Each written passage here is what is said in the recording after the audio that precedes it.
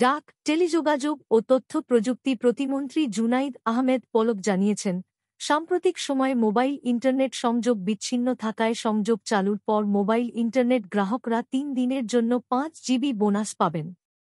সকল অপারেটরের গ্রাহকরাই এই সুবিধা পাবেন।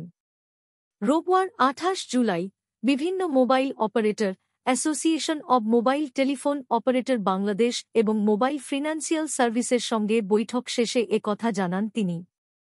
প্রসঙ্গত, সরকারি চাকরিতে কোটা সংস্কার আন্দোলনকে কেন্দ্র করে বিক্ষোভ ও সহিংসতার জেরে গত ১৮ জুলাই বন্ধ করা হয় সব অপারেটরের 3G ও 4G নেটওয়ার্ক পরিষেবা।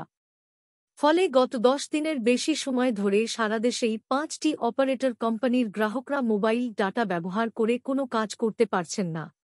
Immigration to Canada.